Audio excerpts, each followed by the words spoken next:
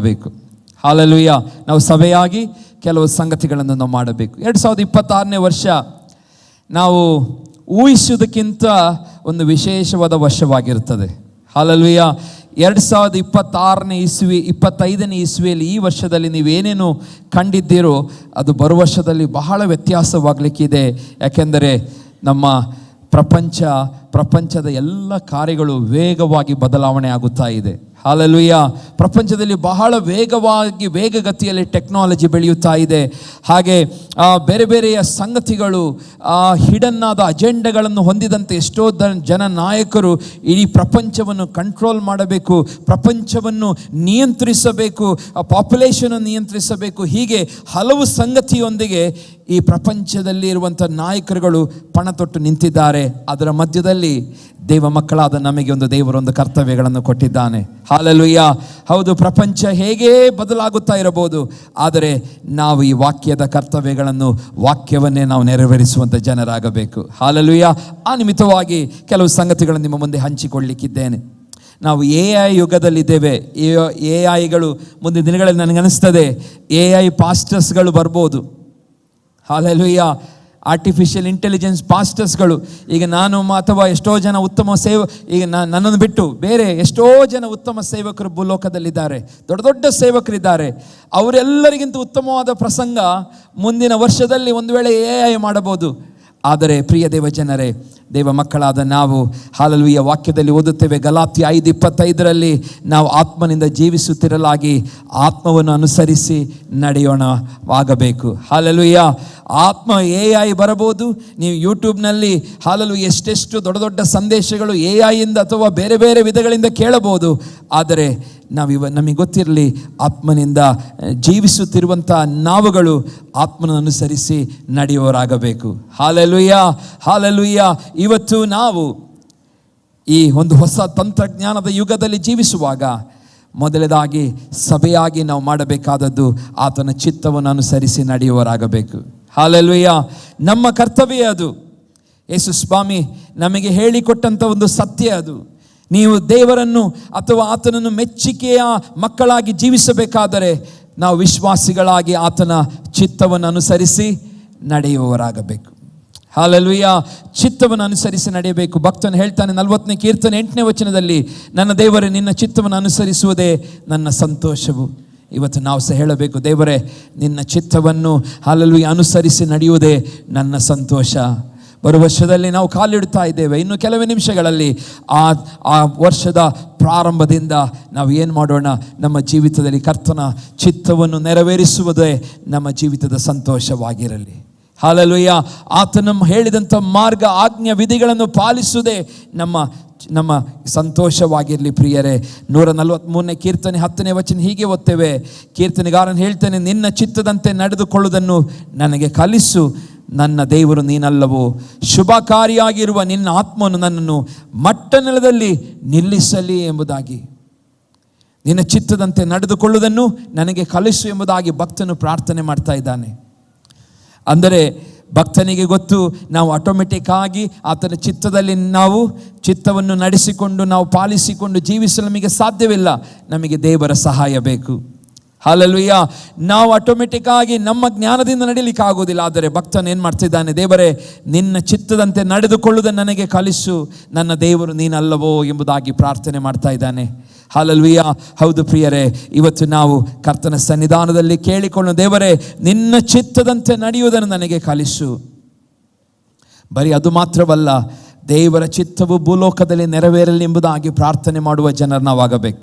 ಕರ್ತನ ಪ್ರಾರ್ಥನೆಯಲ್ಲಿ ಏನು ಓದ್ತೇವೆ, ಪರಲೋಕದಲ್ಲಿರುವ ನನ್ನ ತಂದೆಯೇ, ನಿನ್ನ ನಾಮವು ಪರಿಶುದ್ಧವೆನಿಸಲ್ಪಡಲಿ, ನಿನ್ನ ರಾಜ್ಯವು ಬರಲಿ, ನಿನ್ನ ಚಿತ್ತವು ಪರಲೋಕದಲ್ಲಿ ನೆರವೇರುವ ಪ್ರಕಾರ ಭೂಲೋಕದಲ್ಲಿಯೂ ನೆರವೇರಲಿ. ನಾವು ಬರೀ ಚಿತ್ತವನ್ನು ನಾವು ಮಾಡುವುದು ಮಾತ್ರವಲ್ಲ, ಆತನ ಚಿತ್ತವು ಏನಾಗಬೇಕು, ಭೂಲೋಕದಲ್ಲಿ ನೆರವೇರಬೇಕೆಂಬುದಾಗಿ ನಾವು ಪ್ರಾರ್ಥನೆ ಮಾಡಬೇಕು. ಹಾಲೆಲೂಯಾ. ಆತನ ಸನ್ನಿಧಾನದಲ್ಲಿ ನಾವು ಕೂಗಿಕೊಳ್ಳಬೇಕು. ನನ್ನ ಚಿತ್ತದಂತೆ ವಾಕ್ಯದಲ್ಲಿ ಓದ್ತೇವೆ, ನಡೆಯುವವನು ಪರಲೋಕ ರಾಜ್ಯಕ್ಕೆ ಸೇರ್ತಾನೆಂಬುದಾಗಿ. ಇವತ್ತು ಕರ್ತನ ಚಿತ್ತಕ್ಕೆ ಅನುಸಾರವಾಗಿ ನಡೆಯುವಂಥ ಯಾರೇ ಆಗಿರಲಿ, ದೇವರ ವಾಕ್ಯದಲ್ಲಿ ಓದುತ್ತೇವೆ, ಅವನು ಪರಲೋಕ ರಾಜ್ಯಕ್ಕೆ ಸೇರಿದವನು. 7ನೆಯ ಮತ್ತಾಯ ಅದರ 21ನೇ ವಚನ ಹೀಗೆ ಓದ್ತೇವೆ, ನನ್ನನ್ನು ಸ್ವಾಮಿ ಸ್ವಾಮಿ ಅನ್ನುವರೆಲ್ಲರೂ ಪರಲೋಕ ರಾಜ್ಯದಲ್ಲಿ ಸೇರುವರೆಂದು ಎಣಿಸಬೇಡಿರಿ, ಪರಲೋಕದಲ್ಲಿರುವ ನನ್ನ ತಂದೆಯ ಚಿತ್ತದಂತೆ ನಡೆಸುವವನೇ ಪರಲೋಕ ರಾಜ್ಯಕ್ಕೆ ಸೇರುವವನು. ಇವತ್ತು ಸ್ವಾಮಿ ಸ್ವಾಮಿ ಎಂಬುದಾಗಿ ಹೇಳುವವರು ಹಲವರಿದ್ದಾರೆ, ಆದರೆ ಅವರು ಪರಲೋಕ ರಾಜ್ಯಕ್ಕೆ ಸೇರುತ್ತಾರೆ ಎಂಬುದಾಗಿ ಬೈಬಲ್ ಗ್ಯಾರಂಟಿ ಕೊಡುವುದಿಲ್ಲ. ಬೈಬಲ್ ಗ್ಯಾರಂಟಿ ಕೊಡುವಂಥದ್ದು ಯಾರನ್ನು? ಆತನ ಚಿತ್ತವನ್ನು ಯಾರು ನಡೆಸುತ್ತಾರೋ ಅವರೇ ಪರಲೋಕ ರಾಜ್ಯಕ್ಕೆ ಸೇರುವವರು. ನಾವು ಯಾರು ಶಾಶ್ವತರಲ್ಲ ಪ್ರಿಯರೇ. ಇಲ್ಲಿ ಬಂದಂಥ ನಾವು ಯಾರು ಸಹ ಪರ್ಮನೆಂಟ್ ಆಗಿ ಭೂಮಿ ಮೇಲೆ ಜೀವಿಸುವವರಲ್ಲ. ನಾವು ಒಂದು ದಿನ ಈ ಭೂಮಿಯನ್ನು ಬಿಟ್ಟು ಅಗಲಬೇಕು. ನಾವು ಗೊತ್ತಿಲ್ಲ ಈ ಬರುವ ವರ್ಷದಲ್ಲಿ ಎಷ್ಟು ಜನ ನಾವು ಇರುತ್ತೇವೋ, ಬದುಕಿರುತ್ತೇವೋ ನಮಗೆ ಗೊತ್ತಿಲ್ಲ. ಏನು ಟ್ರಾಜಿಡಿಗಳಾಗಬಹುದು, ಭೂಕಂಪಗಳಾಗಬಹುದು, ಬಿರುಗಾಳಿಗಳು ಸಂಭವಿಸಬಹುದು, ತುಫಾನುಗಳು, ಸೈಕ್ಲೋನ್ಗಳು ಬರಬಹುದು, ಏನೇನೋ ಜ್ವಾಲಾಮುಖಿಗಳು, ನಾವಿರುವಂಥ ಸ್ಥಳದಲ್ಲೇ ಜ್ವಾಲಾಮುಖಿಗಳು ಏಳಬಹುದು, ಏನೇನೋ ಆಗಬಹುದು. ಆದರೆ ದೇವರ ರಾಜ್ಯಕ್ಕೆ ಸೇರಬೇಕಾದರೆ ಆತನ ಚಿತ್ತವನ್ನು ನಡೆಸುತ್ತಿರುವವರು ಮಾತ್ರ ದೇವರ ರಾಜ್ಯಕ್ಕೆ ಸೇರುತ್ತಾರೆ ಎಂಬುದಾಗಿ ದೇವರ ವಾಕ್ಯದಲ್ಲಿ ಓದುತ್ತೇವೆ. Hallelujah, hallelujah. ಇವತ್ತು ನಾವು ಆತನ ಚಿತ್ತವನ್ನು ಮಾಡುವುದನ್ನು ನಾವು ಇವತ್ತು ಹಲ್ಲೆಲೂಯಾ ದೇವರ ಮುಂದೆ ಬೇಡಿಕೊಳ್ಳೋಣ. ದೇವರೇ, ನನಗೆ ನಿನ್ನ ಚಿತ್ತವನ್ನು ಮಾಡುವುದನ್ನು ನನಗೇನು ಮಾಡು, ಕಲಿಸು. ನಿನ್ನ ಚಿತ್ತವನ್ನು ಮಾಡುವುದನ್ನು ಕಲಿಸು. ಚಿತ್ತದಂತೆ ಮಾಡುವುದೇ ಭಕ್ತನು ಹೇಳುತ್ತಾನೆ ನನ್ನ ಆಹಾರವಾಗಿದೆ. ನಾವು 3 ಹೊತ್ತು ನಾವು ಊಟ ಮಾಡುತ್ತೇವೆ, ಆದರೆ ಭಕ್ತನ ಹೇಳ್ತಿದ್ದಾನೆ, ಹಲ್ಲೆಲೂಯಾ, ಯೋಹಾನ ಬರೆದ ಸುವಾರ್ತೆ 4ನೇ ಅಧ್ಯಾಯ 34ನೇ ವಚನದಲ್ಲಿ ಯೇಸು ಹೇಳ್ತಾನೆ, ನನ್ನನ್ನು ಕಳಿಸಿದ ಆತನ ಚಿತ್ತದಂತೆ ಮಾಡಿ ಆತನ ಕೆಲಸವನ್ನು ಪೂರೈಸುವುದೇ ನನ್ನ ಆಹಾರ. ಯೇಸುವಿನ ಆಹಾರವೇನಾಗಿತ್ತು? ಹಲ್ಲೆಲೂಯಾ, ಏನಾಗಿತ್ತು? ತಂದೆ ಕಳಿಸಿದ ಆತನ ಪರಲೋಕದ ತಂದೆಯ ಚಿತ್ತವನ್ನು ನೆರವೇರಿಸುವಂಥದ್ದೇ ಅದೇನಾಗಿತ್ತು? ಆತನ ಆಹಾರವಾಗಿತ್ತು. ಇವತ್ತು ನಮ್ಮ ಯೇಸುವಿಗೆ ಹಲ್ಲೆಲೂಯಾ ಚಿತ್ತವನ್ನು ನೆರವೇರಿಸುವಂಥದ್ದು ಅಷ್ಟು ಇಂಪಾರ್ಟೆಂಟ್ ಆಗಿದ್ದರೆ, ಮನುಷ್ಯರಾದ ನಮ್ಮ ಜೀವಿತಗಳಲ್ಲಿ ಆತನ ಚಿತ್ತವನ್ನು ನೆರವೇರಿಸುವುದು ಎಷ್ಟು ಇಂಪಾರ್ಟೆಂಟ್ ಆಗಿದೆ ಪ್ರಿಯರೇ. ಇವತ್ತು ಹಲ್ಲೆಲೂಯಾ ನಾವಿವತ್ತು ಹೇಳೋಣ, 2026ನೇ ವರ್ಷದಲ್ಲಿ ನಾನು ಆತನ ಚಿತ್ತವನ್ನು ನೆರವೇರಿಸುವವನಾಗುತ್ತೇನೆ. ಹಲ್ಲೆಲೂಯಾ, ಆತನ ಚಿತ್ತವನ್ನು ನೆರವೇರಿಸುವವಳಾಗುತ್ತೇನೆ. ಯಾಕೆಂದರೆ ಇದು ನಮ್ಮ ಆಹಾರವಾಗಿರಲಿ, ಇದು ಚಿತ್ತವನ್ನು ನೆರವೇರಿಸುವವನು ಪರಲೋಕ ರಾಜ್ಯಕ್ಕೆ ಸೇರುವವನಾಗಿದ್ದಾನೆ. ಹಲ್ಲೆಲೂಯಾ, ಚಿತ್ತವನ್ನು ನೆರವೇರಿಸುವವನು ಹಲ್ಲೆಲೂಯಾ ದೇವರ ರಾಜ್ಯದಲ್ಲಿ ಆತನು ಹಲ್ಲೆಲೂಯಾ ಪ್ರಕಾಶಿಸುವವನಾಗಿದ್ದಾನೆ ಪ್ರಿಯರೇ. 2ನೇದಾಗಿ ದೇವರಿಗೆ ಭಯಪಡುವವರಾಗಬೇಕು. ಈ ದಿನಮಾನಗಳು, ನಾವು ಇವತ್ತಿನ ಇರುವಂಥ ಈ ದಿನಮಾನಗಳಲ್ಲಿ ದೇವರ ಭಯವೇ ಇಲ್ಲ ನಮಗೆ. ಹಲ್ಲೆಲೂಯಾ, ದೇವರ ಭಯವಿಲ್ಲದೆ ನಾವು ಜೀವಿಸುತ್ತಾ ಇದ್ದೇವೆ.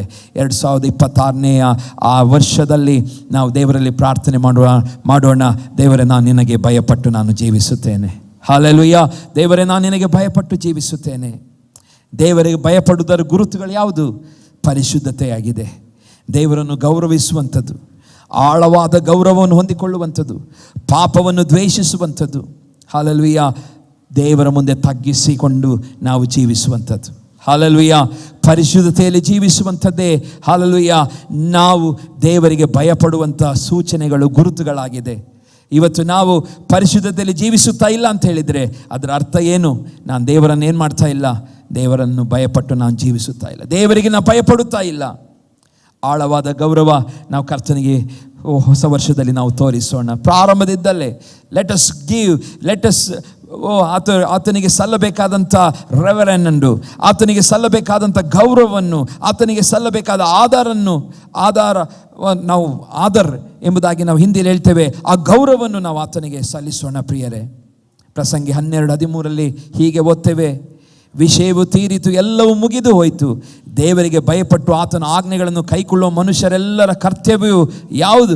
ಅದು ಇದೇ ಎಂಬುದಾಗಿ. ಭಯಪಟ್ಟು ಆತನ ಆಜ್ಞೆಗಳನ್ನು ಕೈಕೊಳ್ಳು ಮನುಷ್ಯರೆಲ್ಲ ಕರ್ತವ್ಯ ಇದೇ ಎಂಬುದಾಗಿ ಪ್ರಸಂಗಿ ಹೇಳುತ್ತಾನೆ. ನಮ್ಮ ಕರ್ತವ್ಯವೇನು? ಆತನಿಗೆ ಭಯಪಟ್ಟು ಜೀವಿಸುವಂಥದ್ದು. ಇವತ್ತು ಭಯಪಟ್ಟು ನಾವು ಜೀವಿಸೋಣ. ಪ್ರಸಂಗಿ 5:7 ಓದ್ತೇವೆ, ಬಹಳ ಕನಸುಗಳಿಂದಲೂ ವ್ಯರ್ಥ ವಿಷಯಗಳಿಂದಲೂ ಹೆಚ್ಚು ಮಾತುಗಳು ಹೊರಡ್ತವಷ್ಟೇ, ನೀನಂತೂ ದೇವರಲ್ಲಿ ಭಯಭಕ್ತಿ ಉಳ್ಳವನಾಗಿರು. ನಾವು ಹೇಗಿರಬೇಕಂತೆ?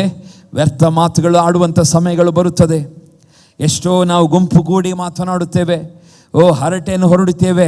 ಆದರೆ ಇಲ್ಲಿ ಕೀರ್ತನೆಗಾರನು ಹೇಳ್ತಾನೆ, ಬಹಳ ಕನಸುಗಳಿಂದಲೂ ವ್ಯರ್ಥ ವಿಷಯಗಳಿಂದಲೂ ಹೆಚ್ಚು ಮಾತುಗಳು ಹೊರಡುತ್ತವೆ, ನೀನಂತೂ, ಯಾರಿಗೆ ಹೇಳ್ತಿದ್ದಾನೆ? ಭಕ್ತರಿಗೆ ಹೇಳ್ತಿದ್ದಾನೆ, ನಾನಂತೂ ನೀವಂತೂ ಏನು ದೇವರಲ್ಲಿ ಭಯಭಕ್ತಿ ಉಳ್ಳವರಾಗಿರಬೇಕು.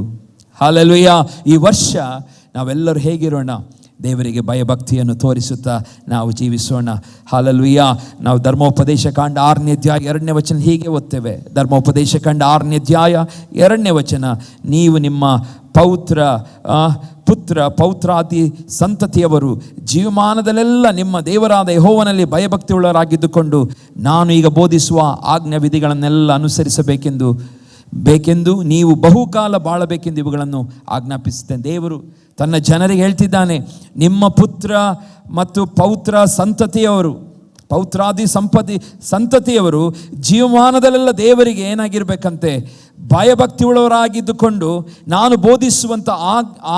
ಬೋಧಿಸುವ ಆತನ ವಿಧಿ ನಿರ್ಣಯಗಳನ್ನೆಲ್ಲ ಅನುಸರಿಸಬೇಕೆಂದು ನೀವು ಬಹುಕಾಲ ಬಾಳಬೇಕೆಂದು ಇವುಗಳನ್ನು ಆಜ್ಞಾಪಿಸಿದ್ದೇನೆ. ದೇವರು ಕೊಡುವಂಥ ಆಜ್ಞೆಗಳು ದೇವರ ವಾಕ್ಯದಲ್ಲಿ ಓದುತ್ತೇವೆ. ನಾವು ಭಯಭಕ್ತಿ ಉಳ್ಳವರಾಗಿ ನಡೆದುಕೊಂಡು ನಾವು ಈ ಲೋಕದಲ್ಲಿ ಬಹುಕಾಲ ಬದುಕುವುದಕ್ಕೋಸ್ಕರ ಎಂಬುದಾಗಿ ಆತನು ಹೇಳ್ತಾ ಇದ್ದಾನೆ. ನಮಗೆ ಏನೇ ಆಜ್ಞೆಗಳನ್ನು ಕೊಟ್ಟರೂ ಅದರ ಅರ್ಥ ಏನು? ನಾವು ಇಲ್ಲಿ ಭೂಮಿ ಮೇಲೆ ಸುಖವಾಗಿ ಬಾಳುವುದಕ್ಕೋಸ್ಕರ, ಸಂತೋಷವಾಗಿ ಬಾಳುವುದಕ್ಕೋಸ್ಕರ. ಆತನ ಆಜ್ಞೆಗಳನ್ನು ಪಾಲಿಸುವುದರಿಂದ ನಮಗೆ ನಷ್ಟವಾಗುವುದಿಲ್ಲ, ಬದಲಾಗಿ ಅದರಿಂದ ನನ್ನ ಕುಟುಂಬ ತಲೆಮಾರು ಸಂತತಿಗಳು ಆಶೀರ್ವದಿಸಲ್ಪಡುತ್ತದೆ. ಹಲ್ಲೆಲೂಯಾ. ನನ್ನ ಮಕ್ಕಳು ಆಶೀರ್ವದಿಸಲ್ಪಡುತ್ತಾರೆ.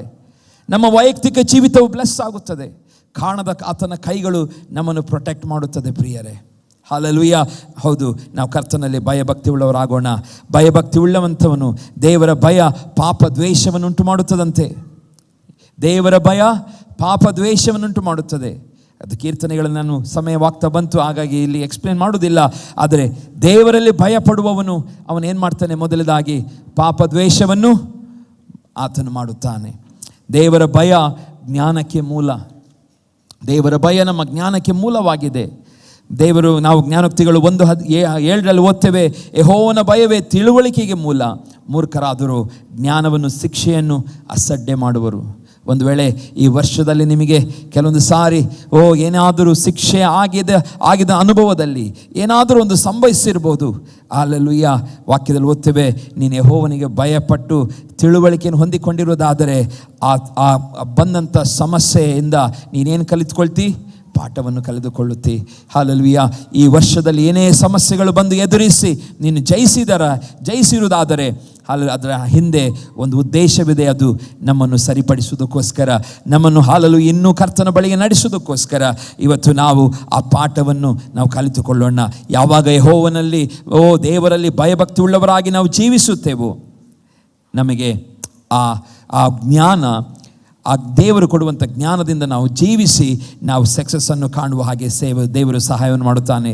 ದೇವರಿಗೆ ಭಯಪಟ್ಟು ಜೀವಿಸುವುದು ಲಾಭವೇ ಹೊರತು ನಷ್ಟವಲ್ಲ. ಹಲ್ಲೆಲೂಯಾ. ದೇವರಿಗೆ ಭಯಪಟ್ಟು ಜೀವಿಸುವುದರಿಂದ ನಮಗೆ ಏನಿಲ್ಲ, ನಮಗೆ ನಷ್ಟವಿಲ್ಲ. ಅದರ ಪ್ರತಿಫಲ ಏನು? ಲಾಭವಾಗಿದೆ. ಇವತ್ತು ನೀವು ಯಾರಾದರೂ ಹಲ್ಲೆಲೂಯಾ ದೇವರಿಂದ ಲಾಭವನ್ನು ಪಡೆದುಕೊಳ್ಳಬೇಕೆಂಬುದಾಗಿ ಬಯಸುತ್ತೀರಾ? ದೇವರಿಗೆ ಭಯಪಟ್ಟು ಜೀವಿಸಿರಿ. ಯೋಬ 1:10 ಯೋಬನ ಬಗ್ಗೆ ಇಲ್ಲಿ ಓದ್ತೇವೆ, ನೀನು ಅವನಿಗೂ ಅವನ ಮನೆಗೂ ಅವನ ಎಲ್ಲ ಸ್ವಾಸ್ಥ್ಯಕ್ಕೂ ಸುತ್ತಮುತ್ತಲೂ ಬೇಲಿಯನ್ನು ಹಾಕಿದ್ಯಲ್ಲ, ಅವನು ಕೈ ಹಾಕಿದ ಕೆಲಸವನ್ನು ನೀನು ಸಫಲಪಡಿಸುತ್ತಿರುವುದರಿಂದ ಅವನ ಸಂಪತ್ತು ದೇಶದಲ್ಲಿ ವೃದ್ಧಿಯಾಗುತ್ತಾ ಬಂದಿದೆ. ಸೈತಾನನು ಸಾಕ್ಷಿ ಕೊಡ್ತಾ ಇದ್ದಾನೆ. ಯಾರ ಬಗ್ಗೆ? ನೀನು ಅವನಿಗೂ ಅವನ ಮನೆಗೂ ಅವನ ಸ್ವಾಸ್ಥ್ಯ ಸುತ್ತಲೂ ಬೇಲಿ ಹಾಕಿ ಕಾದಿದೆಯಲ್ಲ. ಯಾಕೆ? ವಾಕ್ಯದಲ್ಲಿ ಓದುತ್ತೇವೆ, ಯೋಬನು ದೇವರಲ್ಲಿ ಭಯಭಕ್ತಿ ಉಳ್ಳವನಾಗಿದ್ದ. ಹಲ್ಲೆಲೂಯಾ. ಇವತ್ತು ನೀವು ಭಯಭಕ್ತಿ ಉಳ್ಳವರಾಗಿದ್ದರೆ ಯೋಬನ ಜೀವಿತದಲ್ಲಿ ಹೇಗೆ ದೇವರು ಯೋಬನ ಸ್ವಾಸ್ಥ್ಯವನ್ನು ಹೇಗೆ ಆತನ ಸಂಪತ್ತನ್ನು ಬೇಲಿ ಹಾಕಿ ಕಾಪಾಡಿದ್ನೋ ಅದೇ ರೀತಿಯಾಗಿ ನಮ್ಮೆಲ್ಲರ ಜೀವಿತಗಳನ್ನು, ನಮ್ಮ ಸ್ವಾಸ್ಥ್ಯವನ್ನು ಕಾಪಾಡುವ ಆತನು ನಮ್ಮ ದೇವರಾಗಿದ್ದಾನೆ. ಹಲ್ಲೆಲೂಯಾ. ನೀವು ಆತನಲ್ಲಿ ಭಯಭಕ್ತಿ ಉಳ್ಳವರಾಗಿ ಜೀವಿಸಿರಿ ಪ್ರಿಯರೇ. ಇದರಿಂದ ನಮಗೆ ನಷ್ಟವಲ್ಲ, ನಮಗೆ ಲಾಭವಿದೆ. ಹಲ್ಲೆಲೂಯಾ. ಇದರಿಂದ ನಮಗೆ ಅಶುಭವಾಗುವುದಿಲ್ಲ, ಬದಲಾಗಿ ಶುಭ ಉಂಟಾಗುತ್ತದೆ. ಯೋಬನ ಉತ್ತಮ ಉದಾಹರಣೆ ಆಗಿದೆ ಪ್ರಿಯರೇ. ಧರ್ಮೋಪದೇಶ ಕಾಂಡ 5:29 ಓದ್ತೇವೆ, ನನ್ನನ್ನು ಭಯಭಕ್ತಿ ಉಳ್ಳವನಾಗಿ ನನ್ನ ಆಜ್ಞೆಗಳನ್ನು ಅನುಸರಿಸುವ ಮನಸ್ಸು ಯಾವಾಗಲೂ ಅವರಲ್ಲಿ ಇದ್ದರೆ ಎಷ್ಟೋ ಮೇಲು. ದೇವರು ಹೇಳ್ತಿದ್ದಾನೆ, ನನ್ನ ಜನರು ಅವರ ಆಜ್ಞೆಗಳನ್ನು ಅನುಸರಿಸುವಂಥ ಮನಸ್ಸು ಅವರಿಗೆ ಯಾವಾಗಲೂ ಇದ್ದರೆ ಅದು ಎಷ್ಟೋ ಮೇಲಂತೆ. ಇವತ್ತು ನೀವು ಮತ್ತು ನಮಗೆ ಮನಸ್ಸು ಬೇಕು. ಆತನ ಆಜ್ಞೆಗಳನ್ನು ಕೈಕೊಂಡು ನಡೆಯುವಂಥ ಮನಸ್ಸು, ವಾಕ್ಯ ಓದ್ತೇವೆ, ಎಷ್ಟೋ ಮೇಲೂ, ಆಗ ಅವರಿಗೂ ಅವರ ಸಂತತಿಯವರಿಗೂ ಯಾವಾಗಲೂ ಶುಭ ಉಂಟಾಗುವುದು. ಹಾಲೆಲೂಯ್ಯ. ನಿಮ್ಮ ಕುಟುಂಬ, ನಿಮ್ಮ ಸಂತತಿಗೆ ಶುಭ ಉಂಟಾಗಬೇಕಾದರೆ, ನಿಮ್ಮ ಕುಟುಂಬದಲ್ಲಿ ಒಂದು ಶುಭವನ್ನು ನೀವು ನೋಡಬೇಕಾದರೆ, ವಾಕ್ಯದಲ್ಲಿ ಓದುತ್ತೇವೆ, ಆತನ ಆಜ್ಞೆಗಳನ್ನು ಅನುಸರಿಸುವಂಥ ಮನಸ್ಸು ನಮಗೆ ಯಾವಾಗಲೂ ಬೇಕು. Hallelujah, hallelujah, hallelujah. ಆತನ ವಾಕ್ಯವನ್ನು ಅನುಸರಿಸುವಂಥ ಮನಸ್ಸು ಯಾವಾಗಲೂ ಬೇಕು. ಆವಾಗ ವಾಕ್ಯದಲ್ಲಿ ಓದ್ತೇವೆ, ನಮ್ಮ ಸಂತತಿಯು ಯಾವಾಗಲೂ ಶುಭವನ್ನುಂಟಾಗುವುದು. ನಮ್ಮ ಸಂತತಿ ಶುಭವು ಹೊಂದಿಕೊಳ್ಳುವ ಹಾಗೆ ದೇವರು ಮಾಡುತ್ತಾನೆ. ಹಾಲೆಲೂಯ್ಯ. ಮತ್ತು ಆತನಿಗೆ ಭಯಪಟ್ಟು ಜೀವಿಸುವವರ ವಾಕ್ಯದಲ್ಲಿ ಓದ್ತೇವೆ, 34ನೇ ಕೀರ್ತನೆ 7ನೇ ವಚನದಲ್ಲಿ, ಯೆಹೋವನ ಭಯಭಕ್ತಿಯುಳ್ಳವರ ಸುತ್ತಲೂ ಆತನು ತನ್ನ ದೂತನನ್ನು ದಂಡೆಳಿಸಿ ಕಾವಲಾಗಿದ್ದು ಕಾಪಾಡುತ್ತಾನೆ. ಹೊಸ ವರ್ಷದಲ್ಲಿ ನೀವು ಆತನ ಪ್ರೊಟೆಕ್ಷನನ್ನು ಬಯಸುತ್ತಿರುವುದಾದರೆ, ಆತನು ಕಾವಲು ಬಯಸುತ್ತಿರುವುದಾದರೆ, ಆತನು ಹೇಳುವಂಥ ಕರ್ತವ್ಯವೇನು? ನಾವು ಆತನಿಗೆ ಭಯಪಟ್ಟು ನಾವು ಜೀವಿಸಬೇಕು. ಹಾಲೆಲೂಯ್ಯ. ಆತನಿಗೆ ಭಯಪಟ್ಟು ಜೀವಿಸಿರಿ, ಆಗ ಆತನು ನಮ್ಮ ಸುತ್ತಲೂ ನಿಮ್ಮ ಸುತ್ತಲೂ ಏನು ಕೊಡ್ತಾನಂತೆ? ದೂತನನ್ನು ದಂಡಿಳಿಸಿ ಕಾವಲಾಗಿದ್ದು ಆತನು 2026ನೇ ವರ್ಷದಲ್ಲಿ ಆತನು ಕಾಪಾಡುತ್ತಾನೆ. ಹಾಲೆಲೂಯ್ಯ. ದೂತರನ್ನು ಕಳಿಸುತ್ತಾನೆ. ಹಾಲೆಲೂಯ್ಯ. ಎಂಥ ಶ್ರೇಷ್ಠವಾದ ವಾಗ್ದಾನಗಳು ಪ್ರಿಯರೇ. ಕೀರ್ತನೆ 34:9 ಹೀಗೆ ಓದ್ತೇವೆ, ಯೆಹೋವ ಜನರೇ, ಆತನಲ್ಲಿ ಭಯಭಕ್ತಿ ಉಳ್ಳವರಾಗಿರಿ, ಆತನ ಭಯಭಕ್ತಿ ಉಳ್ಳವರಿಗೆ ಯಾವ ಕೊರತೆಯೂ ಇರುವುದಿಲ್ಲ ಅಂತೆ. 2026ನೇ ವರ್ಷದಲ್ಲಿ ನೀವು ಕೊರತೆ ಇಲ್ಲದೆ ಜೀವಿಸಬೇಕಾ? ನಾವು ಹೇಗೆ ಜೀವಿಸೋಣ? ಆತನಲ್ಲಿ ಭಯಭಕ್ತಿ ಉಳ್ಳವರಾಗಿ, ಸಭೆಯಾಗಿ. ಹಾಲೆಲೂಯ್ಯ. ಪಕ್ಕದಲ್ಲಿರೋರು ಒಂದು ಸ್ವಲ್ಪ ನಿದ್ರೆ ಮಾಡಿದರೆ ಒಂದು ಸ್ವಲ್ಪ ತಟ್ಟಿ ಎಬ್ಬಿಸಿ ಹಾಲೆಲೂಯ್ಯ ಹೇಳ್ರಿ. ಹಾಲೆಲೂಯ್ಯ. ಆತನಲ್ಲಿ ಭಯಭಕ್ತಿ ಉಳ್ಳವರಿಗೆ ಯಾವ ಕೊರತೆ ಇರುವುದಿಲ್ಲ. ಎಷ್ಟು ಜನ ನಂಬ್ತೀರಿ? ಹಾಲೆಲೂಯ್ಯ. ನೀವು ಆತನಲ್ಲಿ ಭಯಭಕ್ತಿ ಉಳ್ಳವರಾಗಿ ನೀವು ಜೀವಿಸುವುದಾದರೆ ನಿಮಗೆ ನನಗೆ ಯಾವ ಕೊರತೆ 2000 ವರ್ಷದಲ್ಲಿ ಇರುವುದಿಲ್ಲ. ಹಾಲೆಲೂಯ್ಯ. ತನ್ನ ದೂತರ ಕಾವಲು ಬೇಕಾ? ಆತನಲ್ಲಿ ಭಯಭಕ್ತಿ ಉಳ್ಳವರಾಗಿ ಜೀವಿಸಿರಿ. ಹಾಲೆಲೂಯ್ಯ. ನಿಮ್ಮ ಸಂಪತ್ತು ದೇಶದಲ್ಲಿ ವೃದ್ಧಿಯಾಗುತ್ತಾ ಹೋಗಬೇಕಾ? ಆತನನ್ನು ಏನು ಮಾಡಿರಿ? ಆತನ ವಾಕ್ಯಗಳನ್ನು ಕೈಕೊಂಡು ನಡೆಯಿರಿ, ಆತನ ಆಜ್ಞೆಗಳನ್ನು ಪಾಲಿಸಿರಿ. ಈ ಹಾಲೆಲೂಯ್ಯ ದೇವರ ವಾಕ್ಯ ಓದ್ತೇವೆ, ದೇವರನ್ನು ಪ್ರೀತಿಸುವ ಅಥವಾ ದೇವರಲ್ಲಿ ಭಯಭಕ್ತಿಗಳು ಕೀರ್ತನೆಗಾರಂತೆ ದೇಶವನ್ನು ಅನುಭವಿಸ್ತಾರೆ. ನೀವು ದೇಶವನ್ನು ಅನುಭವಿಸಬೇಕು. 2026ನೇ ಇಸ್ವಿಯಲ್ಲಿ ದೇವರಿಗೆ ಭಯಭಕ್ತಿ ಉಳ್ಳವರಾಗಿ ಜೀವಿಸಿರಿ. ಹಾಲೆಲೂಯ್ಯ. ಇಲ್ಲಿ ಎಷ್ಟೋ ಜನ ಸಾಕ್ಷಿಗಳಿದೆ. ಹಾಲೆಲೂಯ್ಯ. ನನ್ನ ಕುಟುಂಬ ಅದಕ್ಕೆ ಸಾಕ್ಷಿ. ಯಾಕೆ? ದೇವರನ್ನು ಭಯಭಕ್ತಿಯಿಂದ ಸೇವಿಸುವಾಗ ದೇವರು ನಿಮ್ಮನ್ನು ಕೈ ಬಿಡುವುದಿಲ್ಲ, ಬದಲಾಗಿ ನೀವು ಅನುಭವಿಸುವ ಹಾಗೆ ದೇವರು ಮಾಡುತ್ತಾನೆ. ಹಾಲೆಲೂಯ್ಯ. ಇದನ್ನು ಸ್ವೀಕಾರ ಮಾಡಿ 2025ನೇ ವರ್ಷದಲ್ಲಿ. ಆದರೆ ದುಷ್ಟರ ಬಗ್ಗೆ ವಾಕ್ಯದಲ್ಲಿ ಓದುವಾಗ, ದುಷ್ಟರು ದೇವರನ್ನು ಏನು ಮಾಡ್ತಾರಂತೆ? ಅಲಕ್ಷ್ಯ ಮಾಡುತ್ತಾರೆ. ಭಕ್ತರಿಗೂ ಮತ್ತು ದುಷ್ಟರಿಗಿರುವ ವ್ಯತ್ಯಾಸ. ನೀವು ದುಷ್ಟರಾಗಿ ನೀವು ಅಲಕ್ಷ್ಯ ಮಾಡುತ್ತಿರುವುದಾದರೆ ಬೈಬಲೇ ನಮಗೆ ಸ್ಪಷ್ಟವಾಗಿ ಹೇಳ್ತದೆ, ನಾವು ಏನಾಗ್ತೇವಂತೆ? ದೇವರ ಮುಂದೆ ದುಷ್ಟರಾಗಿ ಕಾಣುತ್ತೇವೆ. ದುಷ್ಟರಾಗಿ ಕಾಣಲ್ಪಡುವವರು. ನೀವು ಕೀರ್ತನೆಗಾರನು ಎಷ್ಟು ಸುಂದರವಾಗಿ ದುಷ್ಟರ ಬಗ್ಗೆ ವ್ಯಾಖ್ಯಾನ ಮಾಡುತ್ತಾನೆ. ಜ್ಞಾನಿಯಾದ ಸೊಲೊಮೋನನು ದುಷ್ಟರ ಬಗ್ಗೆ ಶ್ರೇಷ್ಠವಾದ ವ್ಯಾಖ್ಯಾನಗಳನ್ನು ಮಾಡುತ್ತಾನೆ. ಅವರ ಪರಿಸ್ಥಿತಿಗಳ ಬಗ್ಗೆ ಆತನು ವಿವರಿಸ್ತಾನೆ. ನಾವು ದುಷ್ಟರಾಗಿ ನಡೆದುಕೊಳ್ಳುವುದು ಬೇಡ ಪ್ರಿಯರೇ. ಕೀರ್ತನೆಗಾರನು 9:17 ಓದ್ತೇವೆ, ಆತನು ಹೇಳ್ತಾನೆ, ದುಷ್ಟರು ಅಂದರೆ ದೇವರನ್ನು ಅಲಕ್ಷ್ಯ ಮಾಡುವ ಜನಾಂಗಗಳವರೆಲ್ಲ ಪಾತಾಳಕ್ಕೆ ಇಳಿದು ಹೋಗ್ತಾರಂತೆ. ದೇವರನ್ನು ಅಲಕ್ಷ್ಯ ಮಾಡುವ ಜನಾಂಗ ಎಲ್ಲರೂ ಎಲ್ಲಿ ಹೋಗ್ತಾರಂತೆ? ಪಾತಾಳಕ್ಕೆ ಇಳಿದು ಹೋಗ್ತಾರೆ. ಎಷ್ಟು ಜನಕ್ಕೆ ಪಾತಾಳಕ್ಕೆ ಹೋಗ್ಬೇಕೆಂಬುದಾಗಿ ಆಶೆ ಇದೆ? ನಮ್ಗೆ ಯಾರಿಗೂ ಇಲ್ಲ. ಆದರೆ ನಾವು ಮಾಡಬೇಕು. ನಾವು ಆದರೆ ಎಷ್ಟೋ ಸಾರಿ ನಾವು ದುಷ್ಟನ ಕಾರ್ಯಗಳಲ್ಲೇ ನಾವು ನಿರತರಾಗಿದ್ದೇವೆ. ದುಷ್ಟನ ಹಾಲಲು ಇಷ್ಟದಂತೆ ಆತನನ್ನೇ ಸೈತಾನನನ್ನು ಆತನ ಸಹಚರನನ್ನು ಸಂತೋಷಪಡಿಸುವುದೇ ನಮ್ಮ ಕೆಲಸವಾಗಿ ಹೋಗಿದೆ ಪ್ರಿಯರೇ. ಇವತ್ತು 2026ರಲ್ಲಿ ನಾವೊಂದು ತೀರ್ಮಾನ ಮಾಡೋಣ, ನಾನು ನನ್ನ ದೇವರನ್ನು ಅಲಕ್ಷ್ಯ ಮಾಡುವುದಿಲ್ಲ. ಹಾಲೆಲೂಯ್ಯ. ನನ್ನ ದೇವರನ್ನು ನಾನು ಏನು ಮಾಡುವುದಿಲ್ಲ? ಅಲಕ್ಷ್ಯ ಮಾಡುವುದಿಲ್ಲ. ನಾನು ದೇವರನ್ನು ತುಂಬ ಪ್ರೀತಿಸುತ್ತೇನೆ. ನಾನು ದೇವರ ಸನ್ನಿಧಾನದಲ್ಲಿ ಓಡಿ ಬರುತ್ತೇನೆ. ಸಮಯ ಸರಿಯಾಗಿ ನಾನು ಆರಾಧನೆಗೆ ಬರುತ್ತೇನೆ. ಆತನ ಹೆಚ್ಚಾಗಿ ನಾನು ಪ್ರೀತಿಸುತ್ತೇನೆ. ಆತನ ಮಾರ್ಗದಲ್ಲೇ ನಾನು ಜೀವಿಸುತ್ತೇನೆ. ಹಾಲೆಲೂಯ್ಯ. ವಾಕ್ಯದಲ್ಲಿ 3ನೇದಾಗಿ ನಾವು ನೋಡುವಂಥದ್ದು ನಮ್ಮ ಕರ್ತವ್ಯ ಆತನ ಆಜ್ಞೆಗಳನ್ನು ಕೈಕೊಳ್ಳುವಂಥದ್ದು. ವಾಕ್ಯದಲ್ಲಿ ಯೋಹಾನನ ಬರೆಸುವಾರ್ತೆ 14ನೇ ಅಧ್ಯಾಯ ಯೇಸುಸ್ವಾಮಿ ಹೇಳ್ತಾನೆ, ನೀವು ನನ್ನನ್ನು ಪ್ರೀತಿಸುವುದಾದರೆ ನನ್ನ ಆಜ್ಞೆಗಳನ್ನು ಕೈಕೊಂಡು ನಡೆಯುವೆ. ನೀವು ಯೇಸುವನ್ನು ಪ್ರೀತಿಸ್ತೀರಾ? ನೀವು ಪ್ರೀತಿಸುವುದಾದರೆ ಏನು ಮಾಡ್ತೀರಿ? ಆತನ ಆಜ್ಞೆಗಳನ್ನು ಕೈಕೊಂಡು ನಡೆಯುತ್ತೀರಿ. ಭಾನುವಾರ ಬಂದು ಹೋಗುವುದು ಅದು ಪ್ರೀತಿ ಅಲ್ಲ. ಅದು ಪ್ರೀತಿಯ ಒಂದು ಸಣ್ಣ ಒಂದು ನಿಮ್ಮ ಒಂದು ಇದಾಗಿದೆ ಅಷ್ಟೇ, ಗ್ರ್ಯಾಟಿಟ್ಯೂಡ್ ಆಗಿದೆ. ನೀವು ಉಪಕಾರಗಳನ್ನು ಸಲ್ಲಿಸೋದಕ್ಕೋಸ್ಕರ ಇಲ್ಲಿ ಬರ್ತೀರಿ. ಆದರೆ ಮುಂದಿನ ಉಳಿದ ಎಲ್ಲ ದಿನಗಳು ದೇವರ ಆಜ್ಞೆಗಳನ್ನು ಕೈಕೊಂಡು ನಡೆಯುವಂಥದ್ದೇ ಆತನು ನಿಜವಾಗಿ ಪ್ರೀತಿಸುವಂಥದ್ದಾಗಿದೆ. ಹಾಲೆಲೂಯ. ಭಾನುವಾರ ಆರಾಧನೆ ಬಂದು ಹೋಗ್ತೇನೆ ಎಂಬುದಾಗಿ ಹೇಳುವವರು, ನೀವು ಆತನನ್ನು ಪರಿಪೂರ್ಣ ಪ್ರೀತಿ ಅಲ್ಲ ಅದು. ಯಾವಾಗ ನೀವು ಪ್ರೀತಿಸ್ತೀರಿ, ಆತನ ಆಜ್ಞೆಗಳನ್ನು ಕೈಕೊಂಡು ನಡೆಯೋದರ ಮುಖಾಂತರವಾಗಿ. ಹಾಲೆಲೂಯ. 1 ಯೋಹಾನ 2:4 ಯೋಹಾನನು ಹೀಗೆ ಹೇಳುತ್ತಾನೆ, ಆತನನ್ನು ಬಲ್ಲೆನೆಂದು ಹೇಳಿ ಆತನ ಆಜ್ಞೆಗಳನ್ನು ಕೈಕೊಳ್ಳದೆ ನಡೆಯುವವನು ಸುಳ್ಳುಗಾರನಾಗಿದ್ದಾನೆ, ಸತ್ಯವೆಂಬುದು ಅವನಲ್ಲಿಲ್ಲ. ಹಾಲೆಲೂಯ. ಆಜ್ಞೆಗಳನ್ನು ಕೈಕೊಳ್ಳದೆ ನಡೆಯುವವನು ಏನಾಗಿದ್ದಾನಂತೆ? ಸುಳ್ಳುಗಾರನು, ಸತ್ಯವೆಂಬುದು ಅವನಲ್ಲಿಲ್ಲ. ನಾವು ವಾಕ್ಯವನ್ನೇ ರೆಫರೆನ್ಸ್ ಹೇಳ್ತಾ ಇದ್ದೇನೆ, ಯಾಕಂದರೆ ವಾಕ್ಯದಲ್ಲಿ ಶಕ್ತಿ ಇದೆ. ಹಾಲೆಲೂಯ. 1 ಯೋಹಾನ 5:3 ಹೀಗೆ ಓದ್ತೇವೆ, ದೇವರ ಮೇಲಣ ಪ್ರೀತಿ ಏನೆಂದರೆ ಆತನ ಆಜ್ಞೆಗಳನ್ನು ಕೈಕೊಂಡು ನಡೆಯುವಂಥದ್ದೇ. ಆತನ ಮೇಲಣ ಪ್ರೀತಿ ನೀವು ಆತನನ್ನು ಆಜ್ಞೆಗಳನ್ನು ಕೈಕೊಂಡು ನಡೆಯುವುದರಿಂದ ನಿಮ್ಮ ಪ್ರೀತಿ ಎಷ್ಟು ಎಂಬುದಾಗಿ ಗೊತ್ತಾಗುವಂಥದ್ದಾಗಿದೆ ಪ್ರಿಯರೇ. ಹೌದು, ನೀವು ವಾಕ್ಯದಲ್ಲಿ ಓದುವ ಹಾಗೆ ಹಾಲೆಲೂಯ, ಆಜ್ಞೆಗಳನ್ನು ಕೈಕೊಳ್ಳುವುದರಿಂದ ನಮಗೇನಿದೆ?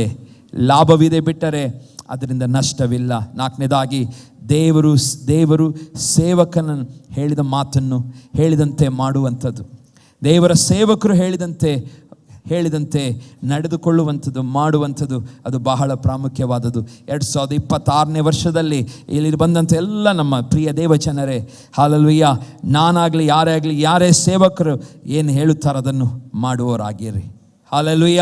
ಯಾಕೆಂದರೆ ವಾಕ್ಯದಲ್ಲಿ ಆಧಾರವಾಗಿ ನೀವು ಹಾಲೆಲೂಯ ವಾಕ್ಯದಲ್ಲಿ ಓದ್ತೇವೆ. ಎಜ್ರನ ಬಗ್ಗೆ ನೋಡ್ತೇವೆ. ಎಜ್ರನು ಆ ಮದುವೆಯ ಒಂದು ವಿಷಯವಾಗಿ ಚರ್ಚೆಗಳು ಬರುವಾಗ ಅಲ್ಲಿ ಅನ್ಯರೊಂದಿಗೆ ಮದುವೆಗಳನ್ನೆಲ್ಲ ಮಾಡಿಕೊಳ್ಳುತ್ತಾ ಇದ್ರು. ಆಗ ಕೂಡಿ ಬಂದವರೆಲ್ಲ ಗಟ್ಟಿಯಾಗಿ ಹೇಳುವುದು, ನೀನು ಹೇಳಿದಂತೆಯೇ ಮಾಡುವುದು ನಮ್ಮ ಕರ್ತವ್ಯ ಎಂಬುದಾಗಿ. ದೇವದಾಸನಿಗೆ ಅವರು ತಪ್ಪಾದ ಮಾರ್ಗದಲ್ಲಿ ಅವರು ನಡೆಯುವಾಗ ಪ್ರವಾದಿಯಾದ ಎಜ್ರನು ಅವನೇನು ಮಾಡ್ತಾನೆ? ಕರೆಕ್ಷನ್ ಮಾಡುವಾಗ ಅದನ್ನು ಅವರು ಸ್ವೀಕಾರ ಮಾಡುತ್ತಾರೆ. ಅವ್ರು ಹೇಳ್ತಾರೆ, ಕೂಡಿ ಬಂದವರೆಲ್ಲ ಒಟ್ಟಾಗಿ, ಎಜ್ರ 10:12 ಹೀಗೆ ಓದ್ತೇವೆ, ಕೂಡಿ ಬಂದವರೆಲ್ಲ ಗಟ್ಟಿಯಾಗಿ ನೀನು ಹೇಳಿದಂತೆ ಮಾಡುವುದು ನಮ್ಮ ಕರ್ತವ್ಯ ಎಂಬುದಾಗಿ ಅವರು ಒಪ್ಪಿಕೊಳ್ಳುತ್ತಾರೆ. ಯಾಕೆ? ಹಾಲೆಲೂಯ. ಅವರಿಗೆ ಗೊತ್ತಾಯಿತು, ನಾವು ದೇವರ ದಾಸನಿಗೆ ನಾವು ಅವರು ಹೇಳಿದ್ದನ್ನು ಮಾಡದೆ ಹೋದರೆ ಅದರಿಂದ ನಮಗೆ ತೊಂದರೆ ಇದೆ ಎಂಬುದಾಗಿ ಅವರು ಅರ್ಥ ಮಾಡಿಕೊಂಡರು ಪ್ರಿಯರೇ. ಹೌದು, ಹಾಲೆಲೂಯ. ದೇವರ ಸೇವಕನು ಹೇಳಿದಂತೆ ಮಾಡುವಂಥದ್ದು ಬಹಳ ಪ್ರಾಮುಖ್ಯವಾದದ್ದು. ಧರ್ಮೋಪದೇಶ ಕಾಂಡ 12:28 ವಚನ ಹೀಗೆ ಓದ್ತೇವೆ, ನಾನು ಬೋಧಿಸುವ ಈ ಎಲ್ಲ ಆಜ್ಞೆಗಳಿಗೆ ನೀವು ಚೆನ್ನಾಗಿ ಕಿವಿಗೊಟ್ಟು ಅವುಗಳನ್ನು ಅನುಸರಿಸಿ ನಿಮ್ಮ ದೇವರಾದ ಯೆಹೋವನಿಗೆ ಒಳ್ಳೆಯದು ಯುಕ್ತವಾಗಿರುವುದನ್ನು ಮಾಡಿದರೆ ನಿಮಗೂ ನಿಮ್ಮ ಸಂತತಿಯವರಿಗೂ ಸದಾಕಾಲ ಶುಭವೆಂಟಾಗುವುದು. ಆಜ್ಞೆಗಳನ್ನು ಕೈಕೊಂಡು ಕಿವಿಗೊಟ್ಟು ಕೇಳಿ ಅದನ್ನು ಅನುಸರಿಸುವುದಾದರೆ ಏನಾಗ್ತದಂತೆ? ನಮ್ಮ ಸಂತತಿ ಸದಾಕಾಲ ಹಾಲೆಲೂಯ ಶುಭದಿಂದ ತುಂಬಿರುವಂಥದ್ದಾಗಿದೆ. ನಿಮ್ಮ ಮಕ್ಕಳು ಎಲ್ಲರೂ ಶುಭವನ್ನು ಕಾಣುವ ಹಾಗೆ ದೇವರು ಮಾಡುತ್ತಾನೆ. ಆಜ್ಞೆಗಳನ್ನು ಕೈಕೊಂಡು ಹಾಲೆಲೂಯ ಕಿವಿಗೊಟ್ಟು ಕೇಳಬೇಕಂತೆ. ಕಿವಿಗೊಟ್ಟು ಕೇಳಿ ಅನುಸರಿಸುವುದಾದರೆ ನಿಮ್ಮ ಸಂತತಿಯು ಆಶೀರ್ವದಿಸಲ್ಪಡುತ್ತದೆ. ಇದು ದೇವರ ಸೇವಕರ ಬಗ್ಗೆ ದೇವರು ಹೇಳಿದಂಥ ಮಾತುಗಳು. ನಮಗೆ ಗೊತ್ತಿದೆ, ಏಲಿಯ ಪ್ರವಾದಿಯ ಕಾಲದಲ್ಲಿ ಚಾರಪ್ತ ವಿಧೇಯವೇ, ಅವಳ ಬಗ್ಗೆ ನಾವು ನೋಡುತ್ತೇವೆ. ಹಾಲೆಲೂಯ. ಏಲಿಯ ಪ್ರವಾದಿ ಹೇಳುತ್ತಾನೆ, ಅವಾಗ ಬರಗಾಲ ಸಮಯದಲ್ಲಿ ಅವಳ ಒಂದು ಹೊತ್ತಿನ ಊಟ ಲಾಸ್ಟ್ ಉಳಿದಿದೆ. ಅವಳಿಗೆ ಒಂದು ಹೊತ್ತಿನ ಎಣ್ಣೆ, ಒಂದು ಹೊತ್ತಿನ ಹಿಟ್ಟು ಮಾತ್ರವಿದೆ. ಒಂದು ಚಪಾತಿಯೋ ಏನೋ ಮಾಡಿಕೊಂಡು, ರೊಟ್ಟಿಯೋ ಮಾಡಿಕೊಂಡು ಅವತ್ತು ಕಡೆಯ ಊಟ ಮಾಡಿ ಸಾಯಬೇಕಾದವರು. ಆದರೆ ಏಲಿಯ ಪ್ರವಾದಿ ಅವರಿಗೆ ಬಂದು ಹೇಳ್ತಾನೆ, ಹಾಲೆಲೂಯ, ಹೆದರಬೇಡ. 1 ಅರಸು 17:13 ಈಗ ಓದ್ತೇವೆ, ಆಗ ಏಲಿಯನು ಆಕೆಗೆ, ಹೆದರಬೇಡ, ನೀನು ಹೇಳಿದಂತೆ ಮಾಡು, ಆದರೆ ಮೊದಲು ಅದರಿಂದ ನನಗೋಸ್ಕರ 1 ರೊಟ್ಟಿಯನ್ನು ಮಾಡಿ ಕೊಂಡು ಬಾ, ಮತ್ತು ತರುವಾಯ ನಿನಗೂ ನಿನ್ನ ಮಗನಿಗೂ ಮಾಡಿಕೋ ಎಂಬುದಾಗಿ. ಅವಳತ್ತಿದ್ದದೇ ಸ್ವಲ್ಪ ಹಿಟ್ಟು. ಬರಗಾಲ, ಕಡೆಯ ಊಟಕ್ಕಾಗಿ ಅವಳು ಕಾಯ್ತಾ ಇದ್ದಾಳೆ. ಕಡೆಯ ಊಟ ಮಾಡಿ ಇನ್ನು ಸಾಯಬೇಕು, ಇನ್ನು ಊಟವೇ ಇಲ್ಲ ಅವರ ಹತ್ರ. ಆದರೆ ಎಲಿಯ ಪ್ರವಾದಿ ಹೇಳ್ತಿದ್ದಾನೆ, ಹೆದರಬೇಡ, ನೀನು ಹೇಳಿದಂತೆ ಮಾಡಿಕೋ, ಆದರೆ ಮೊದಲು ಏನು ಮಾಡು? ನನಗೋಸ್ಕರ 1 ರೊಟ್ಟಿಯನ್ನು ಮಾಡಿಕೊಂಡು ಬಾ, ತರುವಾಯ ನಿನಗೂ ನಿನ್ನ ಮಗನಿಗೂ ಕೊಡು ಎಂಬುದಾಗಿ ಹೇಳ್ತಾನೆ. ಅವಳು ಆ ದೇವದಾಸನು ಹೇಳಿದ ಹಾಗೆ ಮಾಡುತ್ತಾಳೆ. ಮಾಡಿದ ತಕ್ಷಣ ನಾವು ವಾಕ್ಯದಲ್ಲಿ ಓದ್ತೇವೆ, ಅವಳ ಅವಳ ಏನಾಯಿತು, ಹಿಟ್ಟು ಮುಗಿಯಲಿಲ್ಲ, ಎಣ್ಣೆಯೂ ಖಾಲಿಯಾಗಲಿಲ್ಲ. ದೇವರು ಆ ರೀತಿಯಾಗಿ ಆ ಪ್ರಿಯ ಮಗಳನ್ನು ಆಶೀರ್ವದಿಸಿದನು ಪ್ರಿಯರೇ. ಹಾಲೆಲೂಯಾ. ಆ ರೀತಿಯಾಗಿ ಆಶೀರ್ವದಿಸಿದನು. ಏಲಿಯ ಪ್ರವಾದಿ ಮಂಡ್ಯಲೊಬ್ಬನು ಒಬ್ಬ ಹೆಂಡತಿಯೂ ಸಹ ಹಾಗೆ ನಾವು ಯಾವತ್ತು ಹೇಳುವಂಥದ್ದು, ಅವಳಿಗೂ ಸಹ ಅವಳ ಜಾಗವು ಯಾರೋ ಆಕ್ಯುಪೈ ಮಾಡಿರ್ತಾರೆ. ಅವಳು 7 ವರ್ಷ ಬರಗಾಲದ ನಿಮಿತ್ತವಾಗಿ ಅವಳು ಏನು ಮಾಡ್ತಾಳೆ, ದೂರ ಊರಿಗೆ ಹೋಗಿರ್ತಾಳೆ, ಏಲಿಯ ಪ್ರವಾದಿ ಹೇಳಿದ ಹಾಗೆ ಹೋಗಿರ್ತಾಳೆ. ಆದರೆ ಒಂದು ಸಮಯ ಬರ್ತದೆ, ಅವಳಲ್ಲಿದ್ದಂಥ ಆಸ್ತಿಯನ್ನು ಯಾರೋ ತೆಗೆದುಕೊಳ್ತಾರೆ. ಆದರೆ ಏಲಿಯ ಪ್ರವಾದಿ ಹೇಳಿದಂತೆ ನಡೆದುಕೊಂಡ ನಿಮಿತ್ತವಾಗಿ ಅವಳ ಆಸ್ತಿಯು ಎಲ್ಲಿ ಹೋಗಲಿಲ್ಲ, ದೇವರು ತಿರುಗಿಸಿಕೊಟ್ಟನು. ಹಾಲೆಲೂಯಾ. ಪ್ರಿಯ ದೇವಜನರೇ, ಆಶೀರ್ವಾದವನ್ನು ಕಾಣಬೇಕಾದರೆ ದೇವರು ಆಶೀರ್ವಾದಕ್ಕೆ ಮೂಲನಾಗಿದ್ದಾನೆ, ಆಶೀರ್ವಾದ ನಡೆಸುವನಾಗಿದ್ದಾನೆ. ದೇವಾಲಯಕ್ಕೆ ಸಂಬಂಧಪಟ್ಟ ವಿವಿಧ ಕೆಲಸಗಳಲ್ಲಿ ಕೊಡುವಂಥದ್ದು ಸಹ ಅದು ಬಹಳ ಪ್ರಾಮುಖ್ಯವಾದದ್ದು, ಕರ್ತವ್ಯವಾಗಿದೆ. ನಮ್ಮ ಕರ್ತವ್ಯ, ಸಭೆಯ ಕರ್ತವ್ಯ, ಈ ಆಲಯದ ಪ್ರತಿಯೊಂದು ಅಗತ್ಯತೆಗಳನ್ನು ಸಂಬಂಧಪಟ್ಟ ಕೆಲಸಗಳಿಗೆ ಕೊಡುವಂಥದ್ದು ಸಹ ಇದು ನನ್ನ ಮತ್ತು ನಿಮ್ಮ ಕರ್ತವ್ಯವಾಗಿದೆ. ಸಮಯವಾಯಿತು ದೇವರ ಸೇವಕರಿಗೆ ಹಾಲೆಲೂಯಾ ಕೊಡುವಂಥದ್ದು ಸಹ ಅದು ಪ್ರಾಮುಖ್ಯವಾಗಿದೆ. ಇದೆಲ್ಲ ನಿಮ್ಮ ಆಶೀರ್ವಾದಕ್ಕಾಗಿ ನಾನು ಹೇಳ್ತಾ ಇದ್ದೇನೆ. ನಿಮ್ಮ ಅಧಿಕಾರಿಗಳಿಗೆ ಅಥವಾ ಸೇವಕರಿಗೆ ಭಯಪಡುವಂಥದ್ದು, ಗೌರವಿಸುವಂಥದ್ದು ಸಹ ಅದು ನಮ್ಮೆಲ್ಲರ ಕರ್ತವ್ಯವಾಗಿದೆ. ಈ ವರ್ಷದಲ್ಲಿ ನಾವು ಇದನ್ನು ಮಾಡುತ್ತೇವೆ ಎಂಬುದಾಗಿ ನಾವು ನಂಬೋಣ. Hallelujah, hallelujah. ನಾವು ಇದನ್ನು ಮಾಡೋಣ. ಯಾಕೆಂದರೆ ಹಾಲೆಲೂಯಾ, 1 ಥೆಸಲೋನಿಕ 5ನೇ ಅಧ್ಯಾಯ 12ನೇ ವಚನದಲ್ಲಿ ಓದುತ್ತೇವೆ, ಸಹೋದರರೇ, ಯಾರು ನಿಮ್ಮಲ್ಲಿ ಪ್ರಯಾಸಪಟ್ಟು ಕರ್ತನ ಸೇವೆಯಲ್ಲಿ ನಿಮ್ಮ ಮೇಲೆ ಮುಖ್ಯಸ್ಥರಾಗಿದ್ದು ನಿಮಗೆ ಬುದ್ಧಿ ಹೇಳುತ್ತಾರೋ ಅವರನ್ನು ಲಕ್ಷಿಸಿ ಅವರ ಕೆಲಸದ ನಿಮಿತ್ತ ಅವರನ್ನು ಪ್ರೀತಿಯಿಂದ ಬಹಳವಾಗಿ ಸನ್ಮಾನಿಸಬೇಕೆಂದು ನಿಮ್ಮನ್ನು ಬೇಡಿಕೊಳ್ಳುತ್ತೇನೆ. ನಿಮ್ಮೊಳಗೆ ಸಮಾಧಾನವಿರಲಿ. ಹಾಲೆಲೂಯಾ. ಏನು ಮಾಡಬೇಕಂತೆ? ಪ್ರಯಾಸಪಟ್ಟು ಕರ್ತನ ಕಾರ್ಯಗಳು ನಿಮ್ಮ ಮೇಲೆ ಮುಖ್ಯಸ್ಥರಾಗಿದ್ದು ನಿಮಗೆ ಬುದ್ಧಿ ಹೇಳುತ್ತಾರೋ ಅವರನ್ನು ಲಕ್ಷಿಸಿ ಅವರ ಕೆಲಸದ ನಿಮಿತ್ತ ಅವರನ್ನು ಪ್ರೀತಿಯಿಂದ ಬಹಳವಾಗಿ ಸನ್ಮಾನಿಸಬೇಕು. ಇವತ್ತು ಸನ್ಮಾನಿಸುವಂಥದ್ದು, ಗೌರವಿಸುವಂಥದ್ದು, ಅದು ಯವನಸ್ಥರಾಗಿರಲಿ, ದೊಡ್ಡವರಾಗಿರಲಿ, ಹಿರಿಯರು, ಎಲ್ಲರಿಗೂ ಸಹ ದೇವರು ಒಂದು ನಿಯಮವನ್ನು ಇಟ್ಟಿದ್ದಾನೆ. ಹಾಲೆಲೂಯಾ. ಥೆಸಲೋನಿಕ ಸಭೆಗೆ ಹೇಳ್ತಿದ್ದಾನೆ, ನೀವು ದೇವರ ಸೇವಕರನ್ನ ಏನು ಮಾಡಬೇಕು? ಯಾರೆಲ್ಲ ಪ್ರಯಾಸ ಪಡುತ್ತಾರೋ ಅವರಿಗೇನು ಪಡಬೇಕು? ಅವರಿಗೇನು ಕೊಡಬೇಕು? ಗೌರವವನ್ನು ಸಲ್ಲಿಸಿ. ಅದು ಹಿರಿಯರಾಗಿರಲಿ, ಅದು ಅಥವಾ ದೇವ ಸೇವಕರಾಗಿರಲಿ, ಅಥವಾ ಸ್ತ್ರೀಯರು ಪ್ರಾರ್ಥನೆ ಮಾಡುವ ಸ್ತ್ರೀಯರಾಗಿರಲಿ, ಪ್ರಾರ್ಥನೆ ನಡೆಸುತ್ತಿರುವುದಾದರೆ ನಾವೆಲ್ಲರಿಗೂ ಏನು ಕೊಡಬೇಕು? ಗೌರವವನ್ನು ಕೊಡಬೇಕು ಪ್ರಿಯರೇ. ಆಯಿತು, ನಾವೆಲ್ಲರೂ ಈ ಸಮಯದಲ್ಲಿ ಎದ್ದು ನಿಂತುಕೊಳ್ಳೋಣ. ನಾವು ಈ ಸಮಯದಲ್ಲಿ ಕರ್ತನ